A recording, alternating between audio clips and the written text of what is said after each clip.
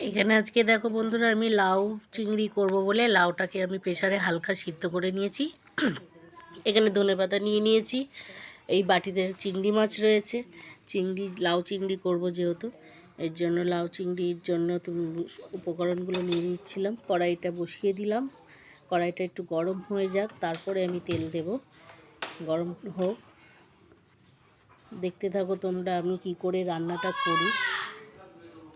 লাউ চিংড়ি আমার মতো করেছি, সবাই তো সবার মতোই রান্নাটা করে। আমার মতো দেখো তোমাদের রান্নাটা করে কেমন লাগে। এই এখন সর্ষের তেল দিয়ে দিয়েছি, অল্প করে সর্ষের তেল দিয়ে দিলাম। তেলটা গরম হলে আমি ফোড়ন দেব। এখানে আমি সব রেডি করে নিচ্ছিলাম। এই যে তেলটা ভালো করে গরম হচ্ছে, নাড়িয়ে নিলাম আমি তেলটাকে নাড়িয়ে নেওয়ার পরে এই যে এখন এক এক করে আমি সব ফোড়ন দিয়ে দেবো। শুকনো লঙ্কা দিচ্ছি, আর একটু পাঁচফোড়ন দিয়ে দিয়েছি। শুকনো লঙ্কা পাঁচফোড়ন দিয়ে ভালো করে এটাকে ভেজে নিচ্ছি। ভেজে নেওয়ার পরে চিংড়ি মাছগুলোকে আমি দিয়ে দেবো। চিংড়ি মাছগুলোকে আমি সব দিয়ে দেবো এখন। এখানে দেখো আমি চিংড়ি মাছগুলোকে একবারে ফোড়নের সঙ্গে ভেজে নিচ্ছি, একসাথে ভেজে নিচ্ছি, আলাদা করে ভাজিনি। যেহেতু অল্প চিংড়ি, এর জন্য আলাদা করে ভাজলাম না, একসাথে ভেজে নিলাম।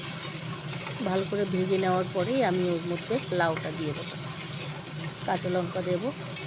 এটা ভালো করে ভাজা হয়ে যাক, তারপরেই আমি লাউটা দিয়ে দেবো। তোমাদেরকে আমি দেখাচ্ছি লাউটা। এই যে লাউটা সিদ্ধ করে রেখে দিয়েছি, জল ঝরে গেছে ভালো মতো। এখন আমি লাউটা দিয়ে দেবো। আর একটু ভাজা হচ্ছে, ভালো করে ভাজা না হলে ভালো লাগবে না। আর এখানে আমি নিয়ে নিয়েছি জিরের গুঁড়ো, হলুদ আর হচ্ছে নুন, স্বাদ মতো। ভালো করে এটার সাথে ভালো করে কষিয়ে নেব। কষিয়ে নেওয়ার পরে যেহেতু জিরেটা দিয়েছি, জিরেটা নালে গন্ধ ছাড়বে, কাঁচা গন্ধ ছাড়বে। ভালো করে এটাকে ভেজে নেব। ভেজে নেওয়ার পরে লাস্টে তারপরে মশলাটা যেই কষানো হয়ে আসবে, একটু লেগে লেগে যাবে, তখন আমি ওই চিংড়িটা দিয়ে দেবো। চিংড়ি করে ফেললাম, মানে লাউটা দিয়ে ফেলব। এই লাউটা চিংড়িটা ভালো করে মশলার সাথে কষিয়ে নেওয়া হচ্ছে। মশলার সাথে কষিয়ে নিয়ে আমি এর মধ্যে লাউটা এই যে এখন দিয়ে দেবো। লাউটাকে ভালো করে ওর সাথে মিশিয়ে নেব। ভালো করে মিশিয়ে নেব, একটু নেড়ে চেড়ে নেব।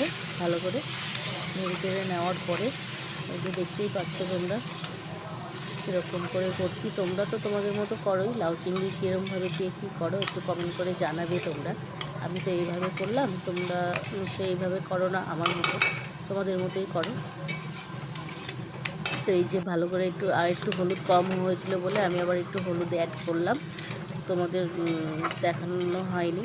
এই হলুদটাকে ভালো করে মিশিয়ে নিই, যেহেতু পরে দিয়েছি, এর জন্য হলুদটাকে ভালো করে মিশিয়ে নিই। মিশিয়ে নেওয়ার পরে এই যে দেখতেই পাচ্ছ জল নেই, একটু ঢেকেও দিতে পারি আমি পরে। কাঁচা লঙ্কা প্রেসারে লাউটার মধ্যেই দিয়ে দিয়েছিলাম, যে একবারে সিদ্ধ, গন্ধটা ভালোই লাগে সেদ্ধ হয়ে গেলে।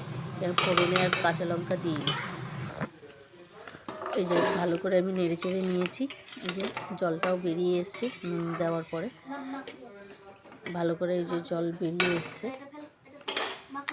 এখন আমি একটু ঢাকা দিয়ে দেব, 5 মিনিট ধরে একটু ঢাকা দিয়ে রেখে দেবো। একদম স্লো করে রেখে দেবো গ্যাসটাকে। রেখে দেওয়ার পরে একটুখানি আমি আবার নেড়েও দিলাম, ঢাকাটা খুলে এখন আমি এবার একটু নেড়ে দিলাম, কেননা দেখছিলাম যে জল বেশি বেরোলো নাকি। তো দেখি জল বেশি বেরোয়নি। লাউটা তো ভালো মতো এই দেখো সিদ্ধ হয়ে গেছে, খুব সুন্দরভাবে সিদ্ধ হয়ে গেছে, আমার হয়েও এসছে। এবার আমি কিছুটা ধনেপাতা কুচিয়ে রেখেছিলাম, সেই ধনেপাতাটা আমি এখন দিয়ে দিচ্ছি এর মধ্যে। ভালো করে আমি নেড়ে চেড়ে নেব। এই যে ভালো করে আমি এখন নেড়ে চেড়ে নিচ্ছি ধনেপাতাটাকে। ভালো করে নেড়ে চেড়ে নিয়ে আমি এবার বাটিতে ঢেলে নেব। ভালো করে একটু মিক্সড করে নিই। একটু চিনি দিয়েছি, চিনিটাও দেখানো হয়নি তোমাদেরকে। অল্প একটু চিনি দিয়েছি, চিনি না দিলে তো ভালো লাগে না। লাউ যেহেতু এটা একটা পাঁচের সবজি, তো একটুখানি জলসা সবজি, একটু চিনি না দিলে ভালো লাগে না, তো আমি একটু চিনি দিয়েছি। দেখতেই পাচ্ছ কীরকম হয়েছে। আমি এখন একটু বাটিতে ঢেলে নিচ্ছি। এই যে বাটিতে ঢেলে নিয়েছি, দেখো বন্ধুরা কেমন লাগছে দেখতে। যেহেতু অল্প চিংড়ি, কেমন হয়েছে